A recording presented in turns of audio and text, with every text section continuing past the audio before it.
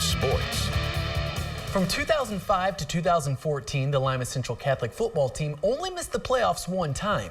That run was preceded by a 2-8 campaign. This year's T-Birds are trying to put their own 2-8 season in the rearview mirror and work their way back closer to an appearance in Week 11 after missing out the past 2 years. Our latest countdown to kickoff features LCC. Countdown to Kickoff is brought to you by Metzger Financial Services. Come on, let's hit it. Let's go. A 2-8 season was not expected from LCC last year, but the T-Birds plan on using that losing campaign to drive them forward. It's in the back of our minds every single day whenever we work, and we just try to get better every day and try to flip that record around. We all push each other. We don't want to be 2-8 again. Just very excited to get back on the field, get 2016 out of the way, and start 2017. LCC loses 6 seniors, only 2 of them starters, meaning that the Bird Gang has plenty of experience back on both sides of the ball. 10 on defense who started a game and 9 on offense that started a game for us. So we have a lot of experience. And it'd be nice, hopefully that'll help us, ease through the tensions and the bright lights of Fridays and Saturdays, and our kids will be relaxed and, ready to play focus in football. This has been the same group of guys I've been playing with since 3rd, 4th grade, so I feel like we have a lot of chemistry with each other, and we all know how to push each other and how to make each other better. Purple 7, purple 7. Head coach Scott Pulte switched the program from a traditional wing tee to a spread offense upon arrival at LCC, but in his 4th year, he is going back to his roots. We didn't fit with some of the spread ideas, and honestly, I didn't think myself as a coach fit with the spread ideas, so we decided that we'd go back to something I knew a little bit better and how to coach a little bit better, and our kids, like I said, they've really liked it well, and they've adapted to it, and I think they're excited to run the ball a few more times instead of throwing it most of the time. Playing right guard, I'm pulling a lot, and I like that a lot. I like getting out in front of the play and hitting some people in the open field. And I think this offense fits our personnel a lot better. 2004 was the last time LCC had a losing season and coincidentally went 2-8. If they can bounce back like they did in 2005, a trip to the postseason is in store. We're hoping that, we can bounce back and keep that, that 10-year or so tradition that we had there from 2005 on, bounce back to that and have a good season. And hopefully, if the playoffs are there at the end of the year, that would be spectacular. I really want to do something like that after last year. Disappointing. So, yeah, I'm just really looking forward to a good year this year. Undefeated LCC hosting 3-2 Kenton just down the road. Starting in first doubles, Maddie Moore lifting one into the alley. The duo of Moore and Maddie Brinkman sweep their way to victory 6-0-6-1. First singles, Olivia Kesner places one cross court. The Wildcat unable to get it. Kesner wins 6-0-6-1 as well. And in second singles, Kenton's Abby Hartshorn gets the racket low enough to pop one up and over, capturing the point. But LCC's Anna Janowski has the upper hand today, dialing up an ace for the T-Birds. LCC moves on to 4-0 this season, defeating Kenton 5-0. The T-Birds also travel to Bath to square off on the pitch. 8th minute, LCC's Avery Rice centers one to Letty Alcaraz, but Emily Roca is there to save the day.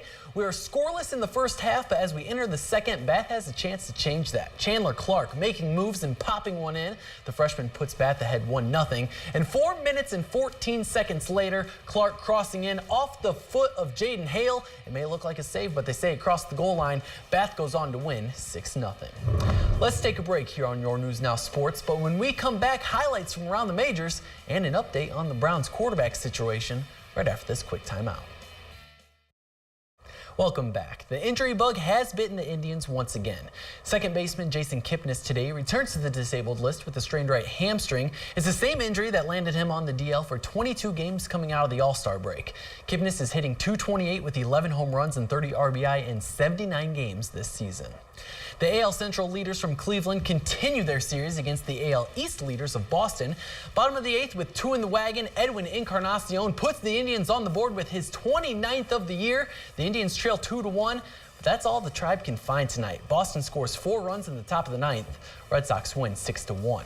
After a 13-4 loss yesterday, the Tigers try to bounce back against the Yankees. Gary Sanchez has the Tigers' number this series, and he shows proof. On the 11th pitch of the game, Sanchez takes Jordan Zimmerman deep for a solo shot, his 3rd home run of the series. Yankees score 6 runs in the first 3 innings. Tigers get 2 back late, but they lose 10-2. The Reds taking on the defending world champs from Chicago. Bottom of the 9th, some work to do. Joey Votto going deep to center, clearing the 404 mark to make it a 9-1 ball game. Then 2 batters later, Eugenio Suarez lifts one up into the upper deck. The Souvenir send-off makes it 9-2, and then Scott Schebler decides to make it back-to-back jacks for the home team, but the scoring stops there. Reds lose 9-3. In the NCAA, the backup quarterback battle at Ohio State likely got a lot clearer today with the news that Joe Burrow broke a bone in his throwing hand during Monday's practice. The redshirt sophomore is out indefinitely. He was battling redshirt freshman Dwayne Haskins for the backup job this preseason. Burrow filled that role last fall while Haskins was hurt and played in 5 games, going 22 of 28 for 226 yards and 2 touchdowns. As for the pros, Browns coach Hugh Jackson today names rookie Deshaun Kaiser the team's starting quarterback for Saturday's 3rd preseason game at Tampa Bay.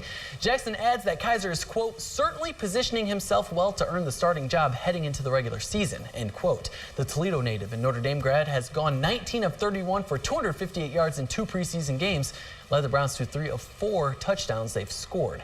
The NFL Network is reporting that Brock Osweiler, who started both preseason games, will not play on Saturday, but still believes he has a chance in Cleveland. I'm certainly disappointed that I'm not starting the Tampa Bay game. But by no means does that mean that's the end of the season or the end of this or that.